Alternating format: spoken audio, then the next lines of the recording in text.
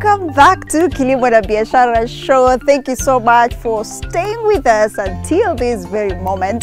And if you're just joining us, you're not late because we are nowhere close to the end. And today, I'm sure you're wondering, what is being harvested right behind me? Well, it is Thai basil. Harvesting is ongoing, and we're lucky enough today we have an expert in this particular field. So let's go learn about the marketing strategies and what to look out for when you want to venture into Thai basil. Are you ready for this? Let's go meet her. Esther! Hello, hi. I see you're holding Thai basil right there. Let's begin with, how is the quality? Oh, pretty good, Linda. It's actually the maiden cut, so it's just on time for the market window. So before you talk about the market window, let's talk about this particular basil, because I'm wondering what sets it apart from the rest of the basils that you have in the market. I would say it's more the luxury end of the basil. Like it's more used for on holiday dishes. You know, people want something different. It's originally from Southeast Asia.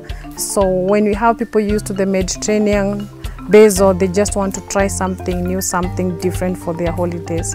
So how is the uptake of Thai basil locally? It's a good starting point. It's a range because other than the normal basil, the Mediterranean, the sweet aroma, there's much more. We have the Thai basil, the lemon basil, but the Thai basil is the one that the customers are more keen on.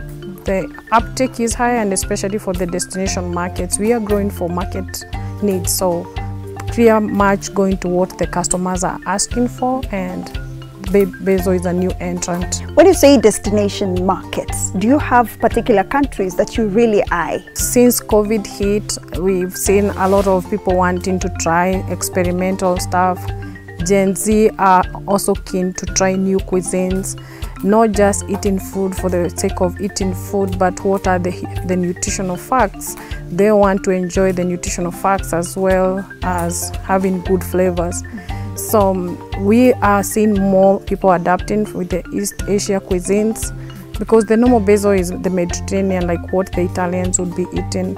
And we have more people, for example, wanting to go on holiday in Dubai, and the kind of foods they serve in those restaurants are more food sourced from the East Asia market. So that's why we're seeing more people adopting into the Thai basil. So is it just the external markets that you're really tapping into, or even here in Kenya? Kenya is a special market. I mean, look at what has happened in the last couple of months. We're just hosting almost every serious summit being hosted in Kenya.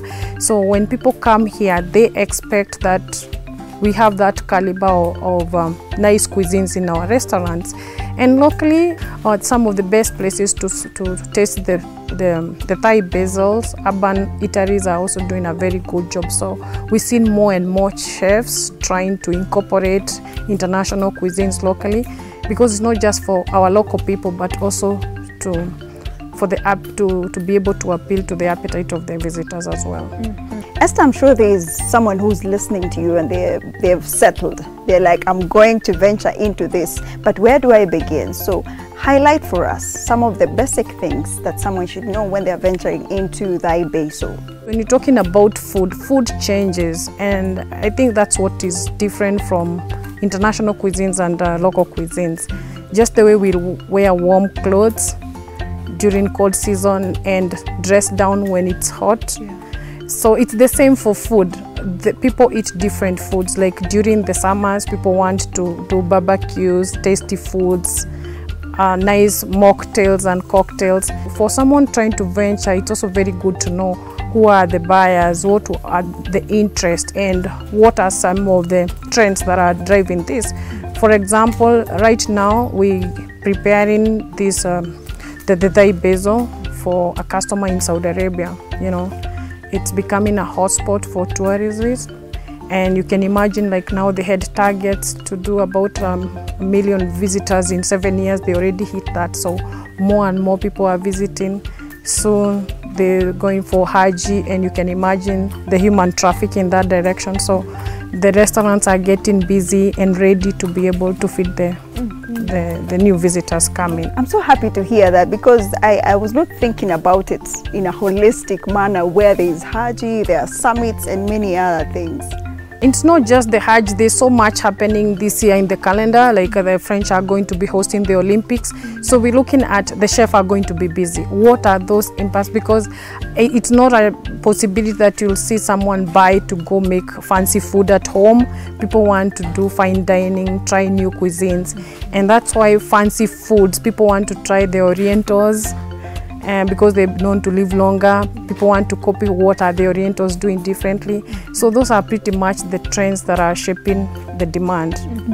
So what is Thai basil really known for? It's a good source of the antioxidants. The more color, the better. If you look at the stems, they are purplish in color. And it's very versatile. Like when you cook, it doesn't change the structure. Like when you compare with the sweet basil, it's a lot bolder, more spicier for those people who are looking for something different other than the Thai basil. And now let's talk about the pricing model. I know many people really want to know about this. How is it priced, especially when it comes to the capital that you have to put in and the end game? Basil, it's just like the normal basil. It's only that the variety is different and the timing when the customer would need it. So we're seeing more demand for the Thai basil during the summers. So it could be a little bit of a rotational crop, if I may put it.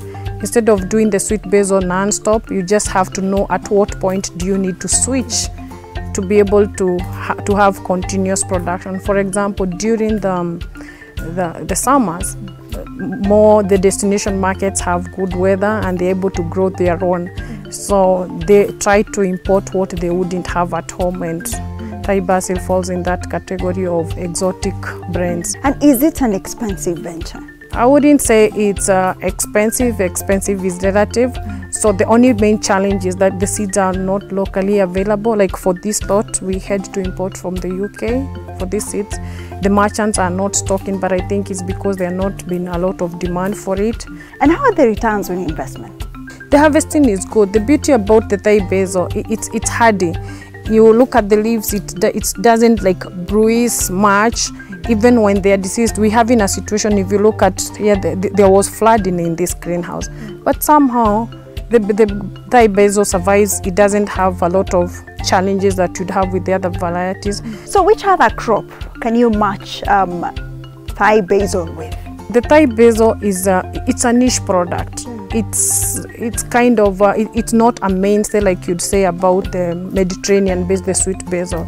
It works well when it's a basket. Like you'd have a little bit of rosemary, some little bit of lovage here and there, but it would pair very well with salads. Like growing lettuce and Thai basil go hand in hand with the holiday mood and people wanting to, like, it can be used as an add-on for the salad. So Esther, since harvesting is ongoing, I'd love to know how to harvest as well. I might be a Thai basil farmer, yeah? Mine is ready. Yeah. And this is going to Saudi.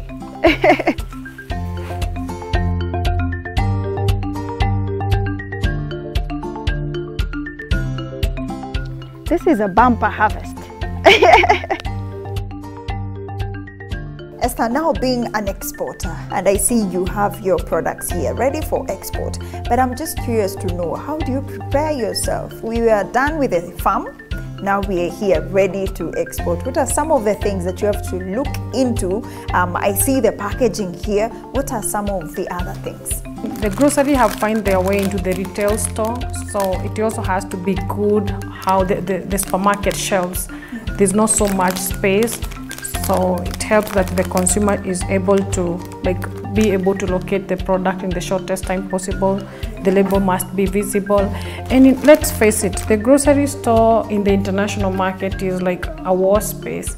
It depends on who has the best ammunition. How does your product compare with other products? So presentation, packaging is becoming very important to present the brand and also for the customer appeal. Do you normally package it in kgs or in tons, or how do you manage this? We are selling herbs as a basket, like a wide range. We're doing the Thai basil is just an add-on that, for example, 100 kilos of basil would help us be able to sell a ton of maybe rosemary or the sweet basil. Looking at this packaging here, tell me about it, because I see it's quite unique as well. Our products are getting to spaces we've never been to. So we always tend to think about how do you want to present yourself, and packaging plays a very pivotal role. We are also very conscious about the environment as much as the destination customer.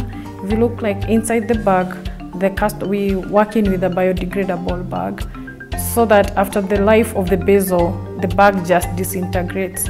And as a business, we are now focusing more to ensure we are environmentally compliant, because we have markets like France, they're charging for plastic taxes. So by adapting into new technology, working with biodegradable products, we become customers' preferred supplier.